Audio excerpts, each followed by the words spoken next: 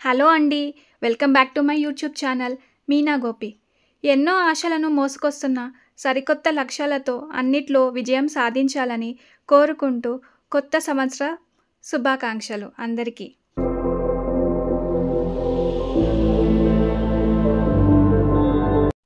Morning 5 o'clockకే లేచి ఇల్లు వాకిలి ఊడ్చుకొని నేను మా అక్క ముగ్గులకి కలర్స్ వేస్తున్నాం. అబ్బా, ఎంత చల్లగా ఉంది అండి బయట మాత్రం. మా పాప కూడా డైలీ 5 o'clockకే లేస్తుంది, ఎంతో పని ఉన్నట్టు. ఇవాళ కూడా త్వరగా లేచింది. ఒకటే ఏడుస్తుంది, నేను ముగ్గు వేస్తా, నేను కలర్స్ వేస్తా, ఇవ్వండి అంటూ. ఇచ్చేదాకా ఏడవడం ఆపలేదండి.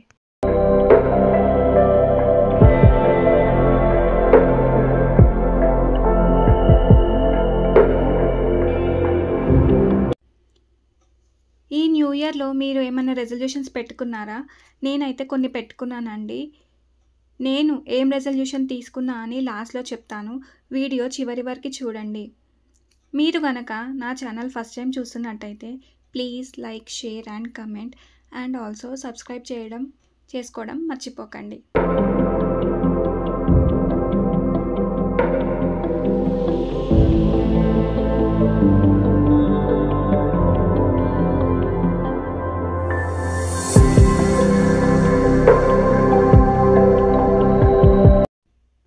న్యూ ఇయర్లో రెజల్యూషన్స్ పెట్టుకోవడం చాలా మంచిదండి.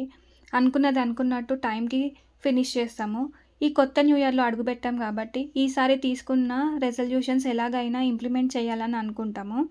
కానీ స్టార్టింగ్లో బాగానే ఉంటుంది, చాలా ఎగ్జైట్మెంట్గా ఉంటుంది. కానీ డేస్ గడిచే కొద్దీ అసహనం వస్తుంది.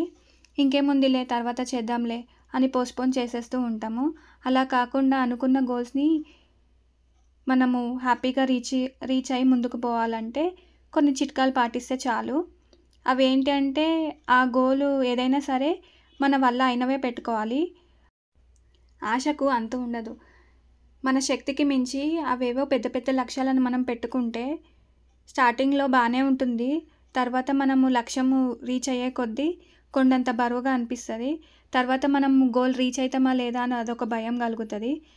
సాధ్యమైనంత వరకు మనం గోల్స్ చిన్నగా పెట్టుకుంటే ఆటోమేటిక్గా వాటికి కట్టుబడి ఉంటాము. అలా ఒక ప్రయత్నం చేస్తూ ఉంటే ఏదో ఒక రోజు సక్సెస్ అవుతాము. మనకు అదొకటి అలవాటు అయిపోతుంది. మన చిన్న గోల్స్ అన్నీ నోట్ చేసుకొని పెట్టుకోవాలి. ఒక బుక్లో రాయాలి. చేసే పనులు, చేరుకునే గోల్స్ గురించి నోట్ చేసుకోవాలి. ఇలా ట్రాక్ చేయడం వల్ల మరింత గోల్స్కి కట్టుబడి ఉంటాం. అనుకున్న సమయంలో వాటిని చేరుకోవడానికి హెల్ప్ అవుతాయి. అట్లనే లాస్ట్ ఇయర్ కూడా కొన్ని గోల్స్ మధ్యలోనే ఆగిపోవచ్చు. అనేక కారణాల వల్ల, మేబీ హెల్త్ సపోర్ట్ చేయకపోవడం వల్ల కావచ్చు, లేదంటే దానిపై ఇంట్రెస్ట్ లేకపోవడం వల్ల, ఏ కారణమైనా సరే ఈ ఇయర్ గోల్స్పై ఆ ప్రభావం పడకుండా ఉండాలి. ఆ తప్పులు మళ్ళీ చేయకుండా చూసుకోవాలి.